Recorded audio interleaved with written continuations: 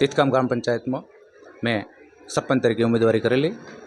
મારો અભ્યાસક્રમ આમ તો MA LLB છે અને વકીલ તરીકે હાલે વ્યવસાય કરું છું. અમારી વિરુદ્ધ 3 ઉમેદવારો હતા. ટોટલ અમે 4 ઉમેદવારો હતા, જેમાં હું સારા એવા મતોથી વિજયી થયો. સાહેબ, આ જે જનરલ સીટ હતી છતાં તમારી પસંદગી છે, એ બાબતે તમે શું કહેશો? 100% લોકોએ મારા જે કામ કરવાની સ્ટાઇલ તેમજ ગામ લોકોને મારો અંદાજ પસંદ આવ્યો. તેમજ ગામ લોકોએ એક શિક્ષિત માણસને છેલ્લા ઘણા વર્ષોથી જે સરપંચો આવતા હતા એ કદાચ ઓછા ભણેલા હોવાથી ગામને નુકસાન જતું હતું અને ગામ લોકોનો એવો વિચાર હતો કે ખરેખર શિક્ષિત માણસ હોય તો ગમે ત્યાં જઈને બોલી શકે, ગમે ત્યાં જઈને લોકોનું કામ ઘટાડી શકે, કે ગમે તે કોઈ કચેરીમાં જાય તો એ પાછો ન પડે, ડરે નહીં. અને ગામ લોકો એવા ઉમેદવારને મૂકવા માગતા હતા કે ખરેખર એ સક્ષમ હોય અને એમની સક્ષમતાના આધાર ઉપર મને વોટ આપ્યા છે. સાહેબ, તમે તો એક શિક્ષિત અને વકીલ છો, બરોબર? ખરેખર સરપંચને કરવાની સરપંચની ભૂમિકાઓ શું હોય? સરપંચ એ ગામનો પ્રથમ નાગરિક છે. ગામમાં વિકાસના સારા એવા કામો હોવા જોઈએ, જે રોડ, રસ્તા અને પાણીની, ખાસ તો ગામને પાણીની સમસ્યા અમારા ગામની મોટી હતી અને દરેક ગામમાં આ સમસ્યા કોમન છે.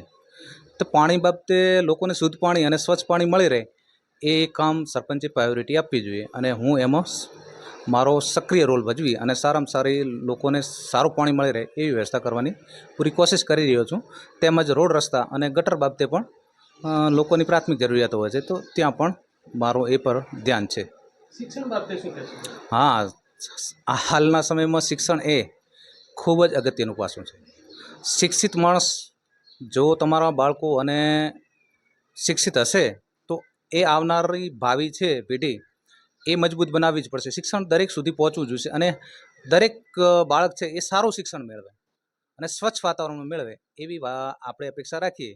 એટલે ગામની સ્કૂલોમાં સારામાં સારું શિક્ષણ બાળકને મળી રહે એવા પણ મારા પ્રયત્નો રહેશે. અત્યારે સાહેબ ગામમાં આરોગ્યની સુવિધાઓ કેવી છે?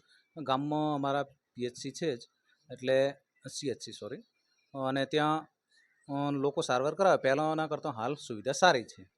પહેલાં ઓછા જતા હતા, હાલે ડૉક્ટર પણ સારા છે અને ત્યાં લોકો સારવાર મેળવે છે. ગ્રામ પંચાયતની કેવી કામગીરી છે? ગ્રામ પંચાયતમાં તો હજી મને ચાર્જ મળ્યો નથી.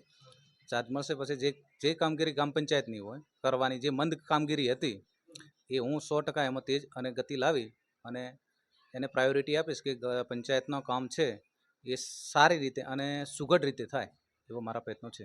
શું નામ સાહેબ? પરમાર કાંતિભાઈ કરમશીભાઈ.